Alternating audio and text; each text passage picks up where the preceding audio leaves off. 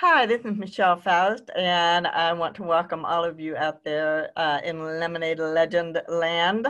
Uh, we're doing something a little bit different with the coronavirus out there and everybody having to kind of change their plans and how they interact. We at the Lemonade Stand community are innovative and creative in ways of keeping engagement going and businesses running. And so we're going to do, at least for this week, what's called, or what I'm calling, the Lemonade Flight.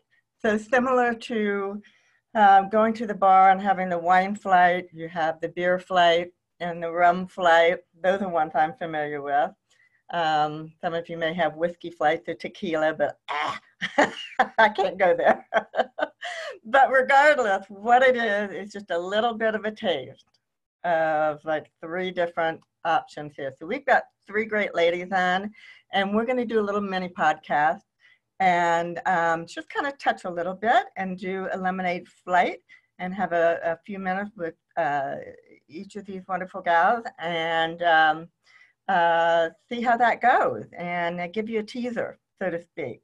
All right. So I'd like to first recognize Nicole Harvick. And well, I'll introduce everyone. After Nicole, we have Isabel Banerjee and also Darcy Litwicki. And we're going to start with Nicole. She and I go a little ways back. And I mentioned just because I think so many people experience career changes that she and I met when we were, and I always kind of go, insurance agents. Anyway, neither of us is happy with that. You know, there's always the promise of money, and there are people who do great. And I don't mean to say it's not a great position, but for Nicole and I, it just did not give us the, you know, the promised dreamland. And so we hooked up again not long ago when the Lemonade Stand launched. And so we renewed our connection and our friendship then. So now Nicole is going off in different directions, and so welcome. I'm so happy to have you here. And what I would like to ask you, because we've talked about this a little bit, and you bring a really kind of a unique perspective out of something that is very common in our world today, and that is you experienced a divorce. And some of the things that you've learned and what come from that really touched me. And so that was one of the reasons I wanted you here today to kind of talk about that a little bit. Okay, and you're right. My situation was very common. Been married for 25 years, a 30-year relationship, and I found out, of course, my husband had been cheating. So that was my catalyst to move forward with a divorce. And, you know, I'll be honest, Michelle, it crushed me. I mean, I was blindsided. I was, you know, like 55 years old when I first found out, and I was scared, you know, but I knew I had two daughters watching me, and, you know, you have to be a role model, because I loved my husband very much at a time. I had these two beautiful girls by him, but it was not a healthy relationship whatsoever. And so I knew deep in my heart that I didn't ever want my girls to be in the kind of situation I was. So I went ahead and started divorce proceedings, but it was pretty brutal. You know, I was getting sick. I was losing my hair. I was scratching my skin. I mean, it really, outwardly, sometimes I looked okay, but inwardly, Michelle, I was sick. I mean, truly, my soul was just screaming for help. So I started trying alternative ways of healing. I took Reiki. I'm a Reiki master now to try to heal myself, to work with energy to help myself. I'm a tuning fork practitioner. I use sound to help heal myself. And I went to counselors. I mean, for 2 years, I tried to heal myself and have others help facilitate healing in me.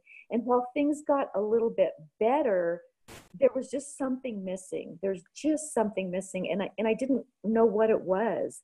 And as I started going inward and learning a little bit about myself, I realized, and this is a very short version, but it was forgiveness. And I'd never really thought about forgiveness much. It just, you know, it wasn't really in my vocabulary. And I started questioning, well, how do I forgive someone that did this? What do I do? How do I do this? And then I stumbled across this method called Ho'oponopono. Didn't know what it was, had never heard of it. And I started looking into that, and it's very simple. It's 4 components. It's I love you, I'm sorry, please forgive me, and thank you. And it's just the releasing of old baggage. The Hawaiians call it their luggage. And it's just releasing things. So I started visualizing myself on a stage, and the first person I started with was myself. I started forgiving myself for my harsh words, for the way I treated him at times, just for numerous things. And then I went into the other 4 components. You know, I love you. And what I didn't realize before I started this process, Michelle, is I never loved myself. I had no idea what that meant or how to do that.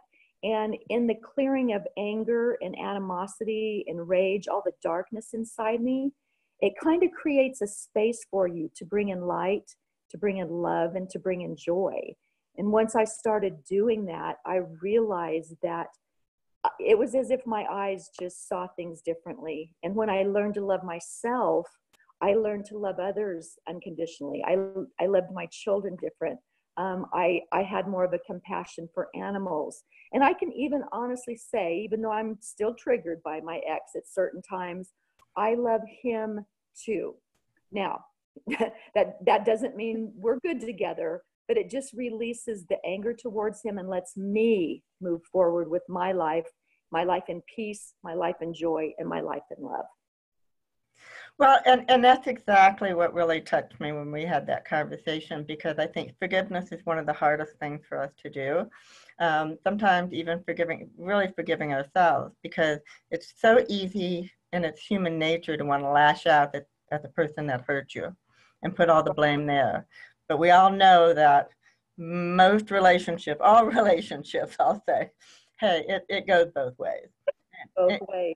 It does. And, you know, even if somebody maybe is taking the lower road, you know, we all have a part in it. And I just applaud you for your ability to recognize self-love and forgiveness. A lot of people think the forgiveness is for them, but it's really not. The forgiveness is for yourself, because it releases you from that tie you have to them and lets you walk free. And it's not forgiving what they did, but it's forgiving the situation and moving forward with yourself, with the freedom and knowing that you have self-love, you have the happiness. So it just that made my life a complete 360. And you know, we talk a lot about our stories and whatnot, but I think it has such a business component, because you're now entering into your own entrepreneur world and your business. And I truly don't think that we can be successful if we don't take care of our stuff, our baggage. You know, because it requires that kind of self-healing to be a truly successful individual. So thank you for sharing that. I really appreciate that. And on that note, I'm going to scoot over to Isabel, because you have been, well, you're an entrepreneur several times over, I think, and you also, you've been in that corporate world. You understand divorces. So, I ever participated in. The expert, yeah. And I don't mean to make light of it and laugh about that, but you do bring it out. Yes, you do bring it out in your book that you recently wrote, Who Am I Now? Did I get that title right? Good. Who Am I Now? Yes. Yeah, and so you talk about a lot of that in the book, and you talk a lot about the changes we as women go through as we're passing through our different stages in life. Right. Yeah, absolutely. It is sort of decoding the number of and degree of transformations that we go through as women. You know, we are evolving from the time we are little girls, students, you know, girlfriends, friends, employees, mothers, wives, et cetera, and various careers. And I think, you know, I've had multiple careers in my life. I'm a serial entrepreneur and I'm a serial wife. Uh, Hey, as long as you don't put killer behind that, I'm Yeah. good. Well, as Nicole would know, there are days, right? But so that is what it is. It's my story. But then as I told it and as it developed and evolved, I realized, oh heck, this is not just my story. This is the story of our generation. You know, as women, we have learned how to step into bigger roles and bigger realities decade after decade. And we don't have really a role model or a template for this. We are figuring it out as we go. In fact, I wrote a chapter based on a personal experience of the realization one day of going, oh my God, I have never been this me before. And so and self-love and forgiveness is a big part of that, because we do get really hard on ourselves. We beat on ourselves as women that I should have known that. I should have saw that coming. I should have been smarter, you know, more successful. I should have. Well, no, we were not given a manual on how to do all this stuff. Certainly not marriage. You know, each time we have a relationship, we ourselves are changed during it and because of it, right? It's like stepping into water. You never step in the same water twice if the water's moving. And that's what I believe our lives are as we continue to transform and evolve until the day we die, right? And I think that's the other thing I find I have in common with women like you've brought together in your tribe, Michelle. There's a thirst to continue to learn and add new skills and do more of with the gifts that we innately each have. So I'm not done yet. Well, and thank you. And part of my platform, a big part of my platform, is sharing of our stories. And having written a book, how did that make you feel? I mean, it had to have touched some really vulnerable parts there. It really did. You know, I compared it to like pregnancy and giving birth. First, you're not really sure if you want to be pregnant, and then you're thinking, well, yeah, but everybody else has a book, and then you embrace the idea of writing a book, and then you find out, wow, this is really hard. No wonder not everybody does it. To keep disciplined and to make sense of it and to make it valuable enough for someone else to give their money and time to adopt that baby. And then after publishing, it was like, oh my God, that was the biggest panic of all, because I thought, oh, maybe the baby's ugly. Maybe nobody's going to love it, right? Kind of like having the big party and being afraid nobody's going to show up. Absolutely. And I even think there's a stage of postpartum depression as an author where, okay, so you've birthed this and put it out in the world, and then you wait. Yeah. Like, you know, are thousands of people going to rush to Amazon and buy the book or not?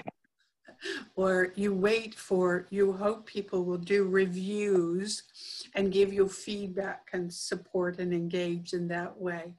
And so, yeah, it's, that said, I do encourage everybody to do it, because it was cathartic to think through my life and my story And it was also a validation, I guess, because I don't believe that we often enough acknowledge how much we have done. You know, we don't stop and look back at the shore to see how far away it is and say, oh yeah, I kind of did a lot of stuff, right? And I grew as a person, and I'm still growing as a person. And you know what? I think that the best thing we can do is grow until we die. You know, I'm not done. You know, I'm not done learning until God tells me I'm done here. So thanks. I appreciate that so much. And we, you know, we all have stories. We all have background. But a lot of what we talk about too, and need to talk about, is healing and healing processes. And Darcy, that's where I wanted you to kind of jump in. Not that you don't have your past or your story. We're not going to ignore that, but you have a very unique platform for helping people to heal who have gone through some difficult times. Tell us about that. I'm a certified integrative life coach, and my niche is adding horses into my coaching. It's hard for me to put in words how I knew it would be powerful from a lifetime of working with horses. I've had them all my whole life, and I knew for me they were super powerful. I don't think I might not even be here right now alive if it weren't for them growing up. They were so important to me. And I knew that if I could find a way to share them with people in a healing manner through my coaching, that it would be powerful. And I'm constantly humbled by what they do. I couldn't plan it or force these things to happen. It's just really beautiful to see, for example, a woman who's lost her trust in herself, in the world, in relationships, come in and work with the coaching process, and then getting in there with the horses, and what they reflect back to the person is at a really deep level. For example, they might, I'll just give an example. Sometimes that's easier to explain through. I was meditating with a client in the arena with the horses, and they're just wandering around, and we're sitting in chairs, and this woman's in a lot of pain, and one of my horses just on their own walked over, circled around us, touched one shoulder with her nose, like her muzzle, and then circled completely around again and touched the other shoulder of this lady. And I was trying not to get emotional myself, and my client came up with the idea that she needs to ground more, and she needs to allow her feelings more, and she had a huge emotional response, which my horses also helped her with by coming in a little closer and just relaxing in our area and letting her have that emotion, and it was almost like supporting her through it. So it's just, these things are happening regularly. So it's just really been an amazing journey for me to do this and to bring what I grew up with out for other people to experience. I'm glad you put that in an example form, because that was really powerful. In my experience, I find animals in general are just so intuitive. Mm-hmm. And they know what you need. They do, yeah. It's just, anyways, I want to come out and visit your horses, because I need them to tell me what I need. But in a way, when Nicole was talking about searching out Reiki and in different healing processes, it just that's another way to reach out and get in touch with yourself, right? Yes, yeah. Which I think we all need. So because this is a mini podcast, we can't go too much longer, but you guys are amazing. And I'd love to hear more of your stories, and we'll find ways to put that out there. And I'll include your contact information too, if you so choose. But I really appreciate your coming on and sharing, you know, a piece of yourself. We're going to run these lemonade flights for at least a week or two. And so everyone who listens in, what I want you to do, this isn't like a beauty contest or that. It's about what story resonates most with you. I want to know from our listeners, what story would you really like to dig a little bit deeper in and get more information at? Because we're going to have some opportunities for to allow, you know, for the winners to get into the Lemonade Legend magazine and get deeper into that. So listen, be honest, tell me what really, you know, touches you, and respond back and let me know that. And we will be having 3 more ladies that we'll be putting out on a Wednesday posting.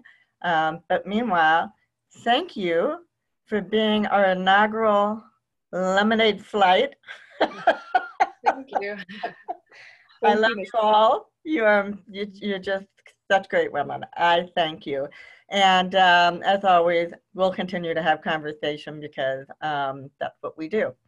But for now, I'm going to close off the podcast and say goodbye to everybody, and be in touch very, very soon. Okay? Thank Yeah. you. Bye. Nice to meet you. Bye. Alrighty. Bye-bye.